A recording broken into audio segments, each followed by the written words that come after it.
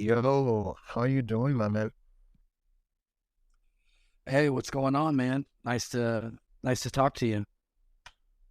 Yeah, nice to have you on. Thanks for coming all the way from Instagram land to the Twitter land. Yeah, I'm not a big Twitter user, so but it's straightforward enough getting here, so no problem. Cool, cool. Fair enough, man. Honestly, that's as far as intros goes. I like to start with having the guest kind of state who they are, what they do, and what they're hoping to talk about for the day. So, the floor is yours. Cool. My name's DJ. I am the owner and founder of the Crunchy Beat. I am a music curator. Because I hold a lot of titles. So owner and founder of the Crunchy Beat for sure. I guess people perceive me as more of a uh, music curator, which has a lot of inner workings in and of itself as well. But I guess that would be my actual title. So I guess to reintroduce myself, I'm DJ. I'm a music curator from the Crunchy Beat.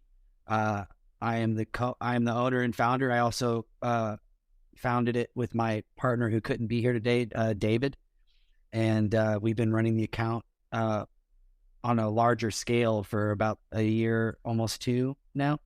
But the concept of the Crunchy Beat has been around for nearly a decade. I see.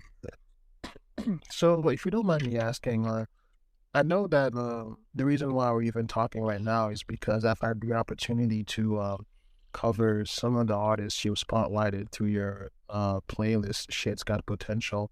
But before we get into that aspect specifically of your creation, I'm curious as to why even you chose to do what you do, even though the concept has been around in your head seemingly for a while. What was the motive behind doing that like that? Behind creating the music curation side of it, I always listen to music, and I'm always sharing music with my friends, and I'm always building playlists for fun as like, brain teasers or, personal therapy or whatever. So in my personal life before the platform came around, I was constantly sharing music with my peers, whether it be through playlists or just texting a song or, personal conversation or, DJing. I actually used to be a professional DJ as well. So the concept of music curation has always been a part of my life, and the practice of music curation has always been a part of my life. But it didn't become a foundational and platformed idea and concept and community until much recently. I see. Yeah, a lot of what you're doing is very reminiscent of what Kenny Beats has done. Are you familiar with Kenny Beats? Oh yeah, the Gretchen Beats loves Kenny Beats. We're big Kenny Beats fans. Yeah, so honestly, to give you a little bit of context as to even why I took the initiative to invite you over here was because I fully recognize and I'm fully aware that there's a hub of musicians that lives and thrives online. It just so happens that if you're not exactly tapped in certain platforms, you just won't know they exist. And Kenny Beats is a good example of that because he currently has the second largest Discord server for musicians specifically. And the average person doesn't know about it. And I can't really blame them because it's one of these things that if you know, you know, kind of. Sure. And he's done a terrific job of curating that platform, not only for himself, but for having an ongoing community who has gone on to win tons of accolades in terms of, awards and, the numbers of sales they've made and stuff like that. What's your take on community building specifically and the Instagram aspect and to an extent the TikTok aspect as well, since these seems to be your most active platforms? Yeah. So online community building in real life and community building online are two fundamentally different ideas and concepts. Well, they're fundamentally the same, I suppose, but in practice and building them are they're two very different things. Um, The biggest difference is it's much more difficult to see your community online. It's hard to tell how bought in the people who are interacting with your community truly are, because you don't see them physically every day. You see maybe a comment here and there. Most of the time it's just a like or two or even a view. And it's hard to tell just how invested they are into your community and in your brand, especially when you're talking about communities like Instagram and TikTok, where there's like with Discord, it's interesting because there has to be a conscious effort made to join that Discord and interact in that Discord. And it's a closed community, where Instagram and TikTok are communities that are publicly viewed, right? And so it just makes it a little bit trickier to understand, what kind of buy-in you're getting on a daily basis, which makes it harder to understand whether you're going in the correct direction or not. Really, the only metrics that you have are, your daily views, monthly views, liked, view to like ratios, comment interactions. You just have basic numbers that you have to look for, and numbers can be incredibly impersonal. And that sort of goes against what building community is all about. It's all about creating personability and creating, humanity, and numbers are anything but. So I think that's sort of like the obstacle that I run into the most, and that's sort of my take on why building communities online can be a much more daunting task. In general. I think I answered the question the best I could. I don't know. Did I do all right? Oh, no, you're good. Yeah. The goal here is not, even though I've stated that this was an interview format, the goal here is not for you to, it's not a quiz. Sure. I just really think that what you're doing is interesting, and that it's worth spotting a light on, because aside from yourself, I know of tons of other accounts that do something very similar to what you do. Right. And I think people are not realizing the kind of influence that these accounts collectively have in terms of getting, a certain piece of music trending. Case in point, Tom Forty and Rosie Webb and Made Major mentioned that the way they've discovered you was through this track called On and On from the UK. And that's what prompted them to reach out to you even. Yep. One thing led to another. So how are you what are your methods to stay tapped into what's up and coming? How do you spot trends, and what makes you go, this shit actually has potential? I just listen to myself. I have confidence in my taste. I know what I like to listen to. Anything I'm ever sharing, anything, whether I'm doing a paid partnership or whether I'm doing it just because I love it, or, because I'm always doing it because I love it. But whether the point I'm trying to make is that no matter what I share, number one reason why I'm sharing it is because I think it sounds good, bottom line. And that sort of allows me to stay true to the brand, because the brand is me and I am the brand. David is the brand. We are the Crunchy Beat. And so this entire journey started off not only as like a way to share music with other people, but it initially started off as just a music journal for myself. I was listening to music every day. I listened to music every day, and I wanted to share. And so I was sharing a daily beat or whatever, and it was just something that I really liked and I really thought sounded good. And that fundamental concept hasn't changed. It's still, whatever I like to listen to. If it sounds good to me, I will platform you. Bottom line. If it doesn't sound good, maybe next time, because, sounds are always changing and stuff. So there's really I'm not spotting trends. I'm not, trying to play to the algorithm to a degree. Of course, I'm trying to make the algorithm work for me, but I don't sacrifice my personal taste to appease the viewer or the listener or the algorithm or whatever it is. Because if I start changing shit like that, then I'm going to lose focus. I'm going to lose the horizon, and I'm going to be underwater really fast. So it really is just, it's whenever I like, and I share it. And that's sort of the basis of it. I see, I see.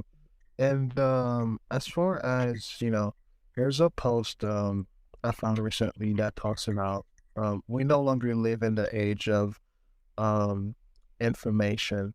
We now live in the age of curation because there's so much of it to go around Yeah. that no single person can possibly make sense of it all, let alone figure out what's worth paying attention to at any given time. And my question to you is, what's your take on that quote?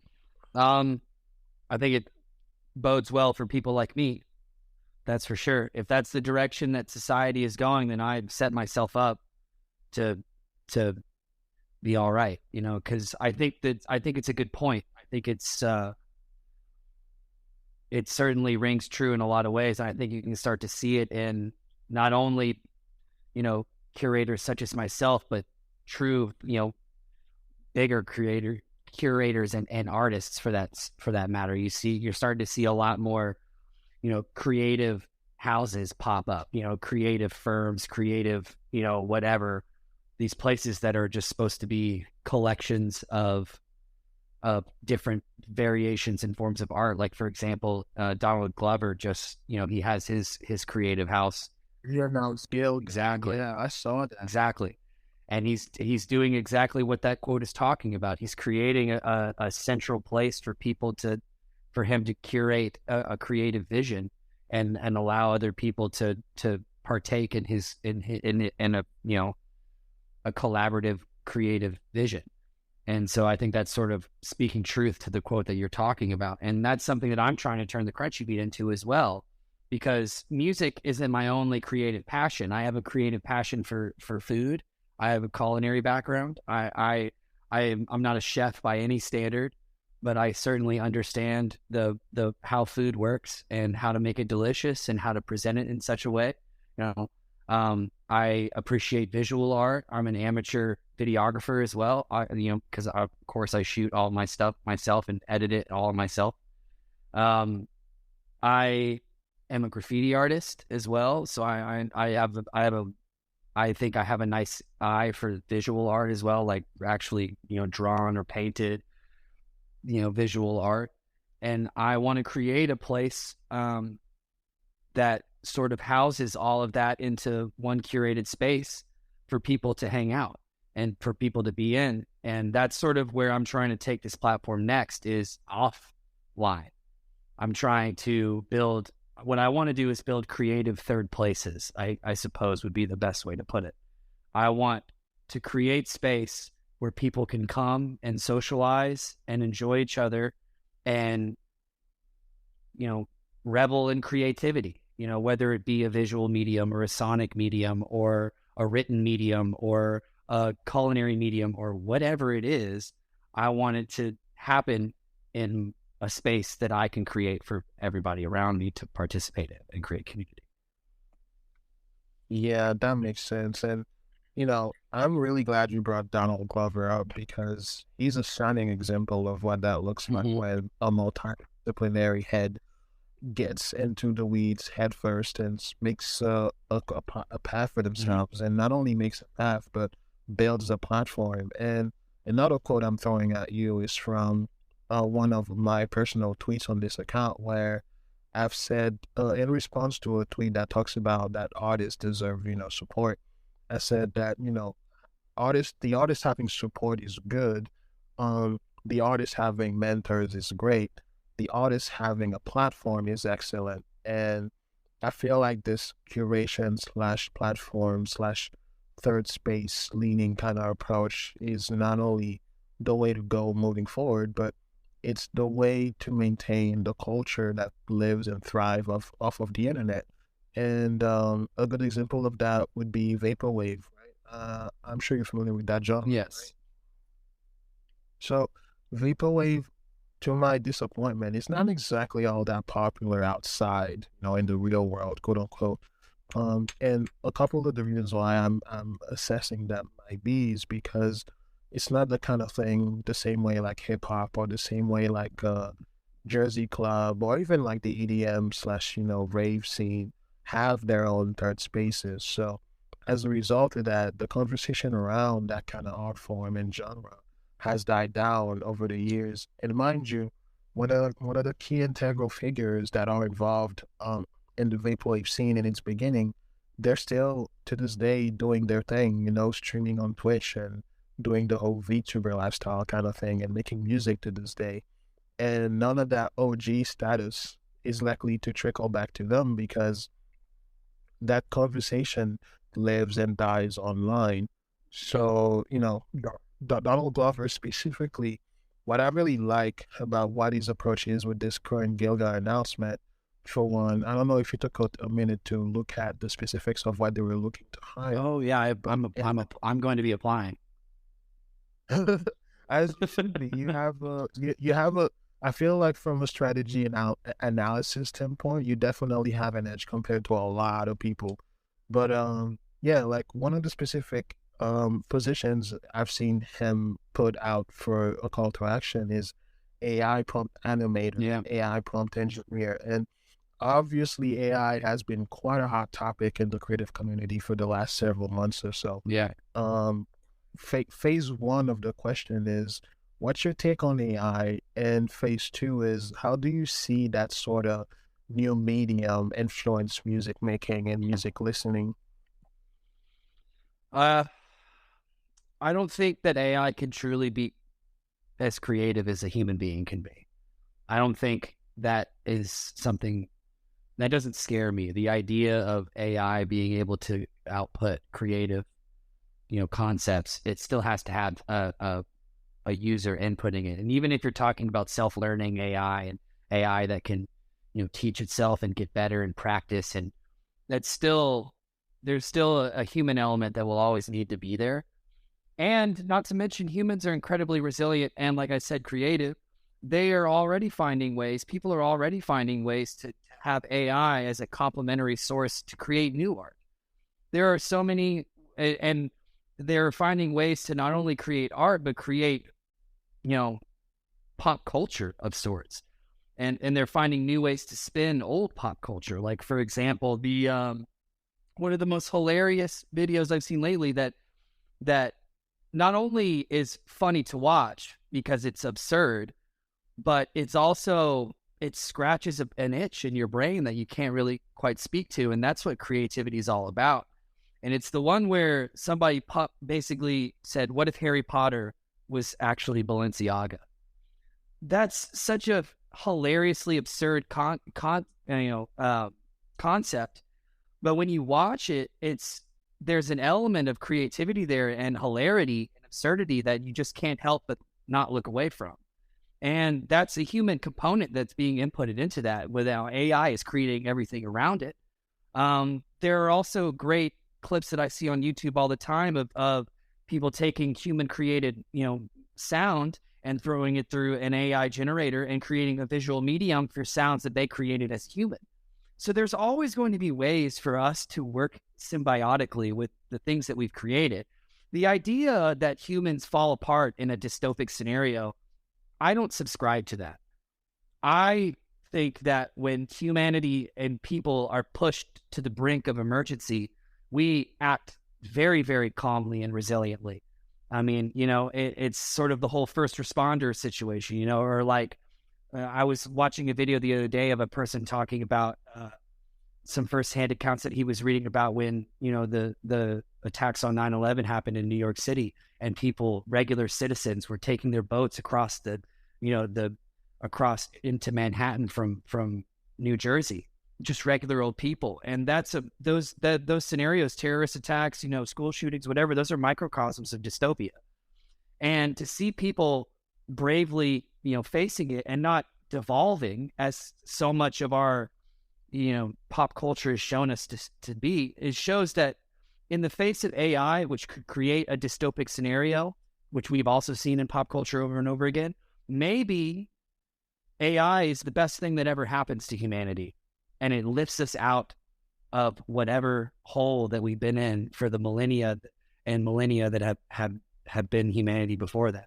Maybe it helps us adapt. Maybe it helps us, relieve stress loads and workloads. And maybe it helps with health. Maybe it helps with all this stuff. And maybe it doesn't destroy us. Maybe it makes us better. And I'm kind of, the idea that it's going to destroy us, I think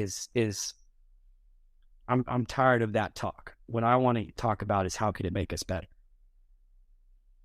Yeah, I see, I see. From the medicine standpoint, I can confidently say that the research that has allowed AI to get to that point where it hit mainstream has been ongoing in the medicine field Yeah. specifically, pertaining to protein unfolding and figuring out that mess, because no human up to that point was able to make sense of that. And the AI tackled it, and basically, what would take humans decades only took the AI hours and days to figure out, Love it. which is pretty remarkable to see that. And I'm in a similar boat with you, where I'm not necessarily on the angle that the tool is going to kill us all the same way social media is advertised to kill us all. Right. Because as you've done elegantly from your vantage point, you've built a third place that I personally found comfort and inspiration from. A lot of the motive, even with this platform I'm starting to build from the ground up, has to deal with the fact that it hit me that there's so much worth preserving and documenting and highlighting that you served as a blueprint essentially, which is was pretty cool to kind of like have that kind of inspiration source. So thanks for that. Of course. But honestly, I'm very curious too, as far as the artistic angle that you take from documenting what you document, because there's an artistic flair, like from what I can tell it's pretty evident, from the way you sort of like go into the talking section of the video to the actual music section, to even the way like you frame your shoots and your content in general.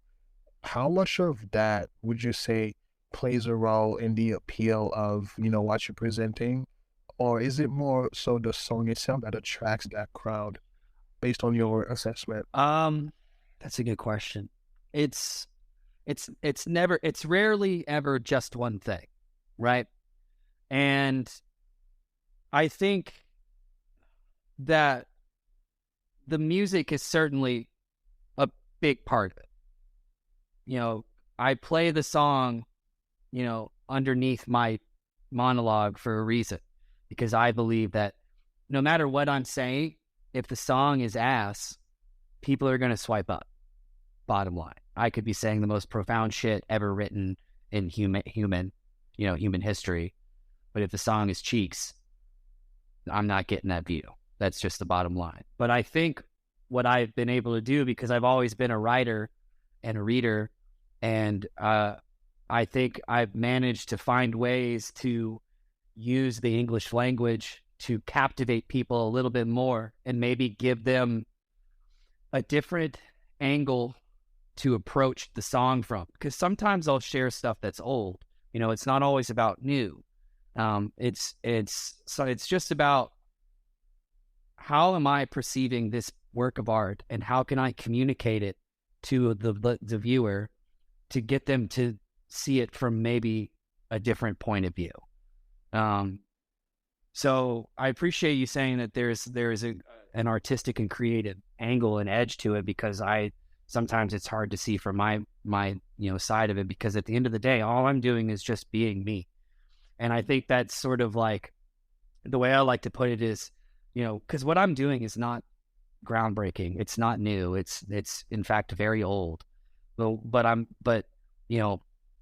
every hand is a hand until you look at the thumbprint, and all of the thumbprints are uniquely different. And so what you're seeing is just my thumbprint. I'm just sort of defining who I am and what I like to listen to and how I like to perceive and enjoy art. I'm defining it for other people to see, I guess would be the best way that I would put it. So I think it's a combination of everything. I see. Okay. That's one hell of a quote, by the way, the one about the thumbprint stuff. I'll be sure to include that in the article once I publish it. So Another thing that, I'm personally noticing from my vantage point, yeah, Twitter is a platform that I'm very active in, Yeah. but I'm active everywhere. And that's for a reason. It's because, you know, I'm part of that generation, 90s, 95, who was early enough to the internet and to what we eventually become, to the revolution that the iPhone has introduced, Yep. for basically every industry, to then now with, social media and all these other things that have dominated, the space of tech for quite a while, to now AI and all that stuff. So I've seen a lot come and go. But for me, it's been a matter of, hey, I'm living in a world that's evolving, and it's in my best interest to make sense of it. Yeah. So I tried my best to not stay on top of trends per se, but at the very least, not dismiss things, even if it sounded ludicrous at first. And one of the things I'm noticing a lot of people talk about currently is the current social media climate and how some platforms are arguably better than others, As someone who's currently active for the most part, Instagram and TikTok, what would you say about other platforms that you're potentially interested in expanding into, if at all? And what would be the motive of, you doing so? Yeah, there are a handful of platforms that we are looking to expand into, uh, and most of them are long form platforms. So uh, YouTube, Twitch would probably be the two biggest ones, and then we also have our podcast as well, and that's not exactly social media per se, but they're cousins at the least, right? So and the reason being is just because it's short form platforms are not sustainable uh, for long term growth. They're just not from a lot of standpoints. And the people who own and control those platforms, Instagram and TikTok, don't seem to be changing how they treat their creators anytime soon. If anything, the way they're going to start treating creators is going to get worse, and they're going to start hamstringing a lot of people. And so it's in our best interest to not stop our work on Instagram and TikTok, but to find a way to cultivate an audience or port an audience from our current social media community into a more long form place where we can start doing things like our podcast and radio shows and live events, filmed and recorded, curated live events, stuff that is, 30 minutes to an hour and a half to 2 hour long, bits of content. That's sort of the direction that me and David have talked a lot about moving toward, for many, many reasons, just because they're more stable platforms. They can be more ethically monetized. It's just a more stable place to build a real business around, basically. There. So one thing that you said that stood out to me is ethically monetize, and that's something that both the artists and the curator side can agree on. Music has been not exactly been ethically monetized for No. quite a while, especially because of platforms like Spotify, and to a certain degree, even YouTube, where the percentage that you would get compared to the amount of views that a particular piece of content gets, it's near peanuts, right? It's And yeah. yeah, so if you were to put in charge and you were to essentially be told to fix things, what would be your approach in making it more ethical for the artist and that kind of business model?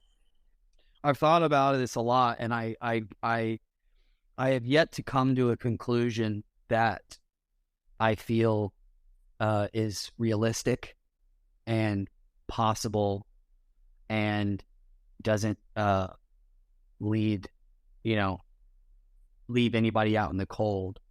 Um, Frankly, the without getting into a discussion about the pitfalls of capitalistic economics, basically, they're just Spotify and Apple should be paying their musicians more money on per stream. That's the easiest thing to fix, and it is completely within their control to do. The problem being is that a lot of companies, particularly American companies or Western companies in general, companies that function at, in a Western cultural sense, their models for growth are based on exponential models, not linear models. So that means that they have to continue to double and double and double and double, to the point where they have to squeeze every single bit of water out of a rock, and they have to leave a lot of people. It's out to dry. Now, if companies like Spotify didn't function on exponential models and they were functioning on linear models, then that means that their growth goals every single year wouldn't be as severe. They wouldn't be as high the next year, which means that they could be able to they could still report to their shareholders that the company is growing and the company is successful, while also making sure to take care of the people that are providing the content for said platforms. So that would be the easiest thing to fix immediately, if I was in charge of Spotify, I'd go, hey, guess what? We are no longer following an exponential growth model. We're going to follow a linear growth model, and we're going to start paying our creators, our musicians, more money per stream. That would immediately fix so many issues, like right out the gate. So there's some other ideas that I have that I think maybe are possible, but maybe a little bit more far-fetched. But I think that could be the most realistic and immediate fix that would alleviate a lot of stress for people who are trying to make a living creating art. I see, yeah. And the reason why I bring this up specifically to you as a question, as someone who's heavy on the curation side of music, is because, platforms like Spotify, SoundCloud, Apple Music, and so on and so forth, they have competitors, they have runner-ups. And Exhibit A I would like to bring to your attention would be Sound XYZ. Does that name ring a bell to you at all? It does not. Okay, so Sound XYZ is a platform where their business model is patronage. So I'm sure you're familiar with Patreon, for example. Yes.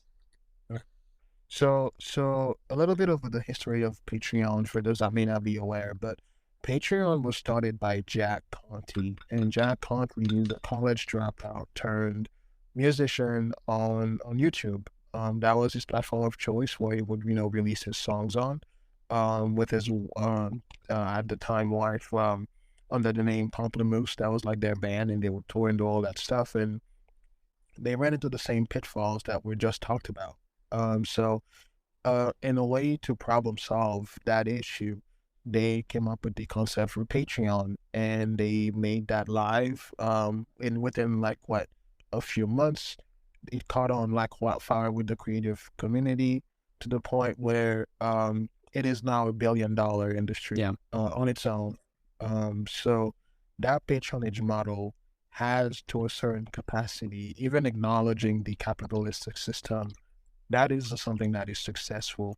And Sound XYZ is positioning itself to follow in a very similar kind of model. The only difference is, as far as, technology leveraging goes, they're using blockchain. And I'm curious to know what your take is on that, if any at all. On a platform that's using blockchain to create a subscriber-based platform? Yeah. To be honest, I don't know a ton about blockchain. I don't know a ton about that's a side of online presence and internet that I have very, very little. I've heard the term before, and I roughly know what it associates to. So I really don't have an opinion on that, because I'm just not educated on the fundamentals of what blockchain is. Fair enough. Yeah. It's interesting for me from my vantage point, because I've been a freelancer, a creative for over a decade, and these things have come on my radar personally from people I follow on Instagram, and they would say, that patronage model I'm speaking of, a lot of that incentive there is for them to go into a platform where, number one, they have quote unquote ownership of what they're putting out, but number two, they have the ability to actively keep track of their supporters, which notoriously in older models like Spotify, it's not exactly possible to do that. Sure, you can keep track of demographics, like what Sure. people are listening from and stuff like that, but a lot of the appeal behind these platforms that are coming out that aim to compete against, Spotify and what have you, are taking that stance. And that's what, roughly speaking, from an overview standpoint, that's what blockchain enables. And one other artist I've currently made a publication about, they go by the name Jade and Violet. And to give you context, they currently have of nearly 300 patrons on the platform Sound XYZ, where they've published their sounds or music, and that translates to just about, if you were to like do the math now as far as numbers goes, at $5 a patron, that's nearly 1,000, right? If I Right. did the math correctly. So that's kind of a business model that I think is interesting, but I do get curious as far as, how sustainable that is as on the long term, because now you're transferring the burden of support from a platform to the listener directly. And I feel like the listener has more of a say in, showing support, especially when you account for the fact that they don't just listen to the song, they come out to shows, they buy merch and all Yeah. that stuff. So that patronage system, in a way, has always existed. But I think these are techniques that are trying to be experimented with as a way to cut off the middleman, especially when we acknowledge the fact that currently Maggie Rogers, if I recall correctly, is in the midst of a similar battle with Ticketmaster, and how Yep. they're price gouging their tickets so much that they're actively seeking out uh, different ways to do Yeah. things. Sell their So tickets. Right. yeah. So like, what's your take on the whole patronage model, and how sustainable do you really think that is from a music curator standpoint? I wrestle with it a lot. I wrestle with it a lot because I think even though the idea of a music curator is nothing new, and it's music curators in the early 2010s, in the late 2000s, they weren't called music curators, they were called music bloggers. And in the 90s, they were called radio DJs, and even before that. So the idea of curating and collecting music to funnel through one source is not a new concept at all. But I think that we don't get treated in the same creative light as a lot of musicians do, which means we don't get a lot of the same type of investment opportunities that artists get, you know. And the biggest thing I that comes to mind is I was talking to another music curator friend of mine. Um, he goes by Creator K. He runs the Let's Show and Tell account on TikTok and on Instagram as well. And I was talking to him about why do why is there not like a record label type uh, entity that basically signs curators like ourselves to what would effectively be a record deal to invest in our creative platforms that can only benefit other artists, right? And that's sort of what I want to see happen is I want to see companies who have expendable capital invest in creative ventures of people like myself. I don't want to take the average Joe's money, even if it is just the $5 that they have sitting on their coffee table. That's money that they could be spending on other things for themselves, whether it be, some coffee at Starbucks, or maybe it just helps you with that little extra bit of gas in your tank, or maybe it's the reason why you're able to pay your electric bill. These are the things that I think about when I think of taking subscriber money from individual patrons. I look at it the same way as like tipping at a restaurant. Restaurant tipping in America is a really, really interesting concept because it's basically the business has found a clever way to get the customer to pay for their labor. And I think that's really fucked up. And I think the patron system is a good answer to big corporations sort of sucking up all the profits from the creatives. I think it's a good temporary fix. But the best situation that I could find myself in is somebody who has a lot of money and they want to invest it in something. They want to see somebody grow their concept and hope that it profits and hope that it's successful. I would feel much more comfortable taking money in that way than I would taking money from individual consumers. Now, the catch is when you're taking money from individual consumers in a Patreon format, you don't have to worry about somebody, sticking their finger into your creative pie, so to speak, right? And that's where you sort of run into an issue when you're talking about capital investment. Typically, it always comes with strings. And if I were to take a large investment sum, even if the deal, was the creative side is all mine, how many fucking TV shows and movies have we seen where the money says that and then it's never true? And so that's sort of the line that me and David are walking right now is, do we follow the subscription, path? Do we ask our followers to basically financially support us?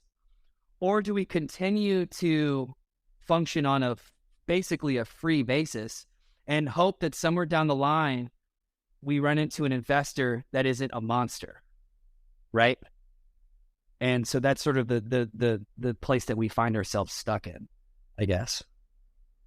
Yeah, I see. I mean, perverse capitalistic incentives aside, that's a hard proposition right there to find someone who's not just looking to make a profit and not really invest themselves into the actual project.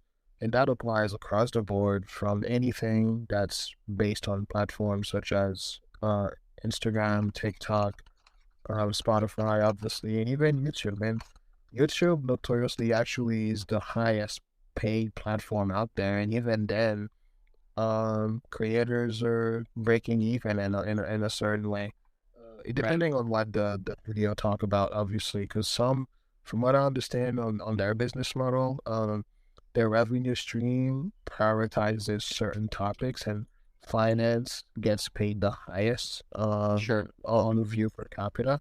So stuff like that, I feel like given the amount of power that these platforms has, it makes no sense to me that they're not putting that power and reinvesting that into the people that make them that powerful to begin with. Because the idea here is that if the people that support you are well off, then so will your platform. That's a no-brainer. That's true. But the average VC that you'll speak to don't think like that. And as you've eloquently mentioned, like it's exponential model, not a linear model. And honestly, as far as music as a commodity goes, and when I say commodity specifically, I mean, we've gone from an era where people would buy vinyls to cassettes to CDs to now, honestly, the closest I can think of people buying as far as music related stuff goes is like plugins for like software, for your music making, or DJs, to a certain capacity. And even then, these get cracked basically all the time. I rarely come into a producer who tells me that they've paid for their software.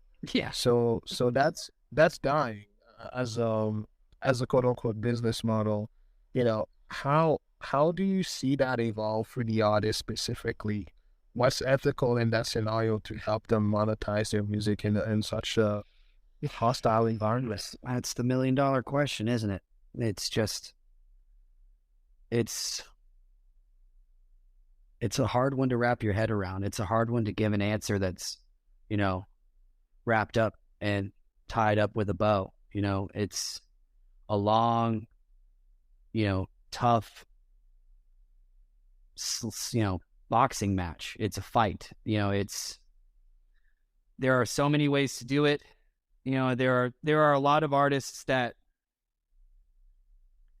I just don't know, man. I don't want to speak to something unless I have a good answer for it. And there's a lot of potentialities. There's a lot of good ideas. I think the Patreon route is a great way to do it. I think as long as you're providing value to whomever is giving you money, I think that's a fair trade. I think that's ethical. I think that's why merch is a good idea. I think that's why live events are a good idea. You can still make money from that. It's hard to make money touring. Of course, that's a whole different can of worms. But I have ideas on how to make that more affordable and more cost efficient and more have better margins for the artists and for the label as well. This is what I mean when I say but not to get too far into it, because I think a lot of my idea, I'm wary to share a lot of my ideas because they're I'm waiting for somebody I'm looking for somebody who can invest in me, because I think that I have the vision and the idea and the concept that can make a lot easier for not only the label, but for the musician as well.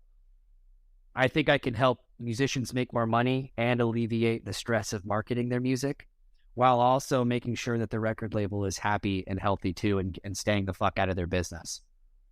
Because I think the worst art ever made is when a record label sticks their fingers in too many times. Manufactured music is the bane of existence. And so I guess that's where I stand. I feel like I didn't really, that's kind of my thought, I guess. Yeah. Like I said, this is rather, this is a lot of crazy and essay. This really just trying to make sure I don't sound like an asshole.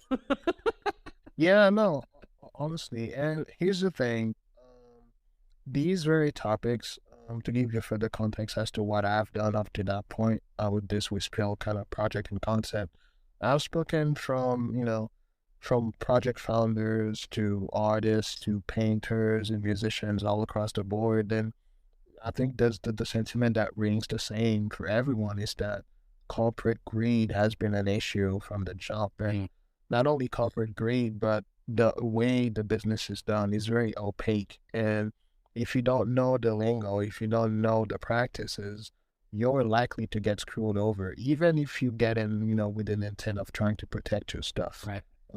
That's why we're seeing that, currently in the music industry, where, stories are coming out like Taylor Swift, most famously, having been screwed over out of a master's kind of deal where the guy that she signed a contract with still owes the masters that she's made for her literal songs. Yeah. That's scummy, there's no other way to put it. That's just scummy. Yep. And even in the case of, when you look at Nirvana and how they treated Kurt Cobain post-death, it's fairly obvious that they've only seen him as nothing but a commodity, because now they get to coast off of his name to still get that revenue and that income that I doubt goes to his estate. And if it does, very little of it probably does go. So, squeezing as much revenue back from the pockets of these corporate entities to the pockets of the creators and the makers, I feel like in a certain capacity, AI has like a way to leverage some of that, because now we're seeing, even with something as simple as ChatGPT, right? Which the whole idea behind that was, hey, you, the user, get to prompt a machine to write stuff for you. There's so many creative ways that anyone can leverage that tool alone from a production standpoint. Musicians in particular that I've seen on YouTube are engaging in this interesting trend where they get the ChatGPT tool to write anything from lyrics for them to chord progressions and stuff like that, and kind of do this let's see what the AI comes up with, kind of like hand-in-hand co-pilot kind of approach. But I see that evolve to a point where now in theory, based on what I know and the knowledge I currently am caught up with, that's going there. Like industry folks currently are in talks on implementing AI assisted tools to help them automate that process of what the record label does effectively, which is steal money away from the artist. So if that were put in the hands of the artist instead, I would think of that as being ethical. You know what I'm saying? Yeah, I agree. It's also I've had the opportunity to recently speak at a seminar with Leila Steinberg. Does that name ring a bell to you at all? Uh-uh. No, it doesn't. That would be okay. It doesn't. Okay. So Leila Steinberg is the former manager of Tupac. And Tupac has been very instrumental in Leila's life in terms of a teaching moment, from both a managerial standpoint and a mentorship standpoint. And this person's life mission has been from that point forward to ensure that the artists get their fair deal in the sense that what they get out of the industry heavily preys upon them being in a toxic place for them to be taken advantage of. Right. And unfortunately, Tupac suffered from that. And what you vocalized earlier, as far as looking for people that would potentially be interested in funding these ideas, Leila Steinberg would be a good place for you to start because they're a very open channel. I actually have their contact, and I would be more than happy to help facilitate that at some point, because I do believe in what you're doing. And that's actually why I even took the time to plan this and make you come over to Twitter, because you would not believe it, but there's a crazy hub of creatives here that are discussing these very same topics day in and day out, and everyone is solution oriented. It just so happens that the isolation and the echo chamber effect that these platforms, cause to the user are very much at play here. Yeah. Yeah, I'd be definitely open to getting that contact information and reaching out and starting a dialogue and moving that entire conversation forward for sure. Yeah, it's honestly, this has really been an enlightening conversation so far for me because up to that point, I just assumed that, you know, as a music curator slash hot highlighter, you were just kind of doing that, just thinking about the music and sharing that with people. But there's a clear, this is really thought out, is what I'm trying to say. You're not just thinking about it from a, sharing music standpoint, but you go quite in depth into the artist and how to actively support them, even though all you're doing is, provide a platform to showcase their work. And I'm curious to know as to how many of these artists, whether after the fact or before then, have reached out to you to talk to you specifically and either thank you or, kind of go into this, hey, what you've done changed my life in some capacity. Well, the bigger the artist, the rarer that happens, and that sort of makes sense, right? I suppose the ones that stick out to me the most are, very topically, Piri and Tommy and their single On and On. I was very instrumental in the initial virality and growth of that and popularity of that song. And so Piri and I specifically, Tommy's a little bit more quiet. He's not much for the camera. He's a true producer. But Piri and I have developed somewhat of a, friendship of sorts, and we've had conversations just about sort of how wild it is that, the video went viral and how helpful it was and how much it helped, spike her numbers and help her with her, fan base and, getting new people in and stuff like that. King the Divine, I helped say I shared one of his songs. He had 14 monthly listeners when I found him, and the video that I made for him drove him up to over 100,000 consistently. Like he's still at over 100,000 at this point. He was very vocal in reaching out, and we've struck up a friendship as well. And then there are bigger names and stuff. There are certainly bigger names that have reached out and sort of tipped their cap to me, which hold a lot of personal, vindication for me as well. I don't know if are you familiar with the record label Selection and the artist Taku? No, I'm not. So Taku is a part of the Selection family, and Selection's it's a bigger label now, but it's still considered boutique in my opinion. They Taku reached out not too long ago just to give me a handshake of sorts and just say that he sees me and that he appreciates my creativity and what I'm doing over here. And I share his music from time to time because I've been listening to him for at least a decade now. Let's see who else. There have just been times where I think one of the more rewarding things is the relationships that I've been able to develop with artists that are small and big. And I think it's always interesting the places that it comes from sometime. There are names that it's just, I think that's the thing that's been sort of one of my favorite parts about all this is the relationships I've cultivated with the artists themselves. And what's really cool about that is I'm not done helping. I'm not done giving back to them as well, because of the plans that I have to take this platform offline, and have more live events and more in-person events. There are opportunities for me to help stage them and help platform them further, and have them be a part of the growth that I'm trying to provide in a more long form format. So, yeah. A lot of what you're talking about reminds me of 88 Rising. Does that name ring a bell? Oh yeah. I'm familiar with 88 Rising. Yeah, so honestly, I count me as, a supporter of that cause because I've literally seen Idiot Rising rise to the point that they are today. And Really? it's nuts to me. Yeah, it's nuts to me that they were even able to pull that off when all is said and done because they've done that on YouTube.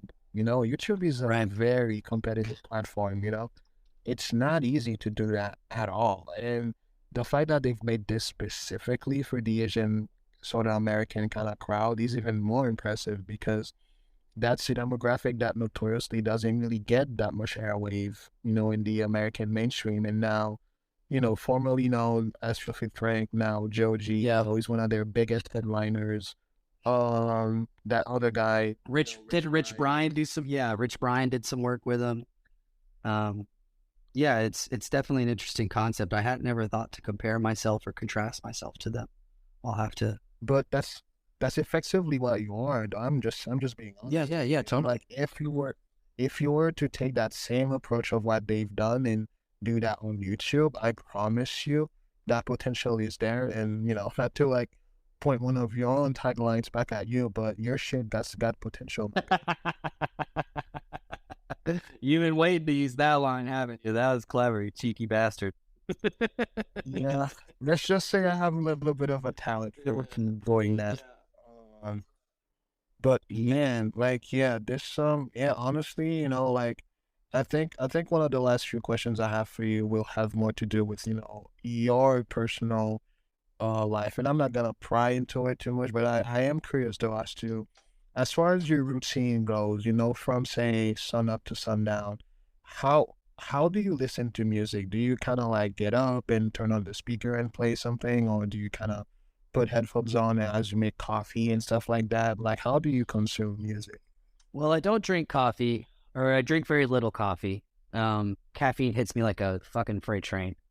But my alarm clock in the morning, I have Sonos speakers in my house, and so one of the cool things about Sonos is that you can set a playlist as your alarm clock. And so I have like rotational playlists that I've been experimenting with which playlist gets me out of bed, because sometimes, I have playlists. I started out with chill music, of course. I wanted to wake up softly, but I started to realize that it was actually doing the opposite. And then I started, so even from the moment I wake up, I'm experimenting with music and listening to music in some sort of form. I'm doing that. So when I wake up in the morning, music is playing. It's my alarm clock. From there, my day is absolutely studded with music. My probably the most the probably the way that I listen to music the most is with my AirPods, like my earbuds, the actual little pods. Um, because I that's how when I go run errands and stuff like that outside of my house, like I always have my AirPods in and I'm always listening to something. A lot of times it's just whatever I'm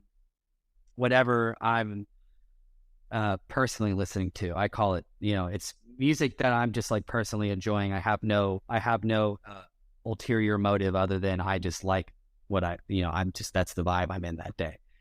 Um, when I get home, my music, I put on my over the ear headphones to actually, like, if I'm actually sort of scanning the airwaves, so to speak, looking for content, music to do content on or share or playlist or whatever. Um, I spend a lot of time listening to music through, submissions as of late, as of the last like 6 months or so, that a lot of the music that I listen to is submitted from our community and our our artists. Um, but other than that, most of the time, music is playing through my Sonos speakers in my apartment. I like to just create sound as an atmosphere. I don't like still air. I don't like dead air. So yeah, I'd say that's probably the biggest ways that I listen to music. So yeah, I see. And as far as your consumption of music videos goes, how much of that accounts for the ratio in your music diet? music videos probably account for 5% of my music listening, if I'm being completely honest. But I will say, recently I've been watching a lot more um, long form content, music content. So I've been watching a lot of KEXP sets. I've been watching Tiny Desk sets. I've been watching a lot of live album recordings. I've been watching a lot of curated DJ sets. I've been watching Boiler Rooms. There's been a lot more, and I think a part of that is because I'm studying it. But also there is an element of nostalgia with that too, because a lot of artists I found through those mediums. Like I'll go out, I'll flex it right now. I found K Tronada when he was still with HW&W. I was a part of that. I found him on SoundCloud. I was scouring the website when it was first popular, like in 2012, 2010. And so the music videos I don't watch too much of. I appreciate a good music video, but it's rarely my go-to. I like to listen. I don't particularly like to watch for consumption sake. So yeah. I see that makes sense. That makes sense. It's I would say like totally like kind of off the record, or I guess like a little bit off topic, but the K-pop industry is so heavy on the music Oh video yeah. side that it's I think it's part of the main appeal of what makes them that big as an industry because I remember when their collab with J. Cole, the collab with J. Cole with the NJ Hope dropped. Yeah. Within the first day, it gained 20 million streams, and that personally blows my mind that Yeah. this many people were ready to watch something that quickly. Yeah. And the K-pop fandom is very voracious. Yeah. There's a lot to be learned from them personally, from my vantage point. No, so Korean culture is a very interesting culture, and it's a culture that I find personally interesting. One of my very good friends is he's from Seoul, South Korea, and I've spent a lot of time talking with him and listening to him talk about USA versus South Korea and what's similar and what's not, and that whole world. And while K-pop is not a huge sound that I get into, there is a very, very impressive and very cool Korean hip hop community that is doing some really, really rad stuff all the time. And I think K-pop is an interesting one because when you take pop music in general, pop music fan bases like Beyonce or Taylor Swift or what you name it, those fan bases are voraciously loyal always, and they organize and very, very well, and they'll organize behind their leader, which is the artist. And I think that's something that Korean culture also does very well in general. They tend to organize and collect and move toward one common goal very, very well. And so when you have K-pop, you have basically these two cultures that can move en masse very efficiently. So it doesn't shock me at all that, Psy Gangnam Style is one of the biggest music videos of all time, that J. Cole with his K-pop collab did 20 mil in the first day or whatever. It doesn't really shock me all that much that this stuff is happening the way it is, because they're basically getting a double dose. That's just kind of my personal take on what I see with that whole side of the world. Industry. Yeah. Interesting. Yeah, honestly, as far as like composers go, Tim Fallon is one I definitely recommend to add into your playlist rotation. Because he's a unsung hero of the music industry, and actually the follow-up track that you've heard that has been remixed into was made up by none other than Deadmau5. And Deadmau5, as we all know, has gone on to influence the industry in his own right. Oh yeah. So it's interesting that you made that kind of comment of that song having like a futuristic sound and trying to hone in on what that would sound like. Yeah. And quite literally, like a few decades down the line, Deadmau5 took on the mantle and made sure to give that song its shine, and obviously went on to make some crazy things. Yeah. But cool. Last thing I'll leave you on is as far as recommendation goes for where to listen to music and how to find good music, like what would be your advice to your listeners, worldwide? Just gotta put in the time and find what works for you. The way I've discovered in music over the years has changed yearly. I find a lot of my music through Spotify now, and it's because I've tailored and curated and trained the algorithm to spit at me what I want to hear and what works for me. I defend my algorithm with my life. There are certain no bands that will never get even typed into the damn search bar. I refuse. But now also because of this platform, I discover a lot of music because people send it to me. And I've spent my whole life cultivating a personality that music is a big part of it. And so even my friends that I've known for decades, my whole life practically, they've been sending me music because it reminds them of me, or me of them, or whatever. Pronouns are hard. But, it's become my life. And so just find what works for you, whether it's, listening to curators' radio stations, or find your, favorite curators' playlists, or dig around on Spotify, just find a song that you really like and then open up the radio that Spotify makes for it. Those are great tools because you could just endlessly open up radios. You find a song that you like, hop into the radio for that song.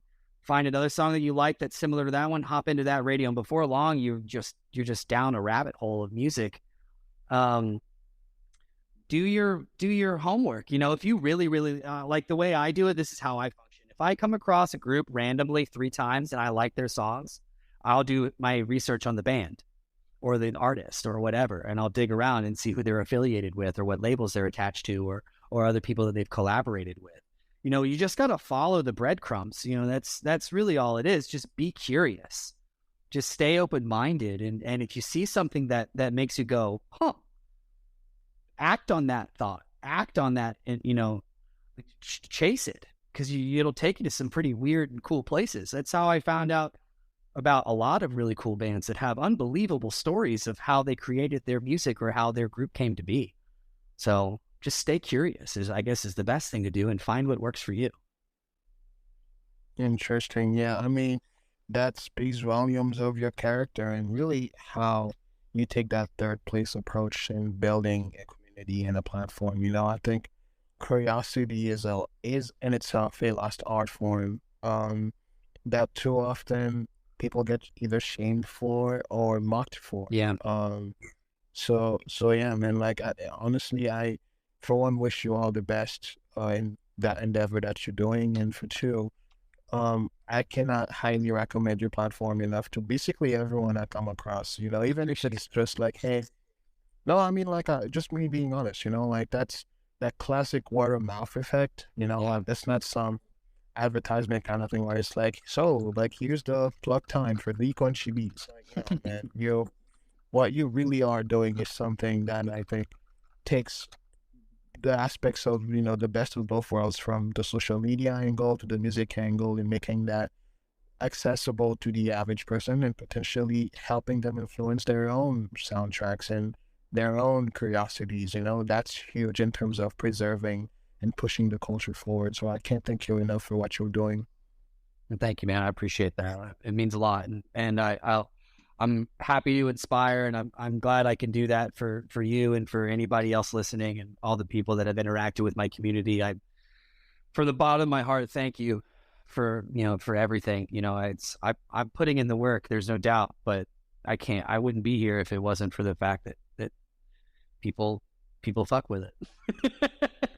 Yeah, couldn't agree more. So is there like anything you'd like to plug before you head out, like upcoming projects, platforms you're on, stuff like that?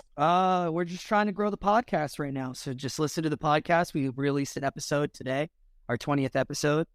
That's sort of where we want to start moving a lot of our new content, is, growing and cultivating long form, starting with the podcast and hopefully moving into YouTube space as well. So, the YouTube isn't too hot and heavy with content right now, but we're quietly developing it. We got a website on the way, and maybe some merchandise coming soon too, as well, to sort of help support and future projects that maybe cost a little bit of money, yeah, I'd say that's sort of what we're doing. So listen to the podcast. You can find us on all major platforms: Spotify, Apple, Deezer, wherever you listen to podcasts, we're there. Now that got me curious. I need to look into who's listening to these. No idea. Cool, Lord. No, but like, yeah, man, this has been a very enriching, enlightening, and encouraging conversation. I love music with the bottom of my heart. I think I wouldn't really be where I'm at today if it wasn't for music. Quite agree, because like that's part of why I do what I do in terms of preserving the cultural stamp that music has on the 2010s and the 2020s. Like that work needs to be preserved. So once again, the Crunchy Beat, or David, as you're known as, right? DJ, or is it your boy? Okay, there it goes. Sorry. So yeah, thanks for coming on. The article is going to be published in a few days. The podcast just about the same. So yeah, like, pleasure to have you on, and very much look forward to see what you do next. Me too, man. I'm looking forward to it too.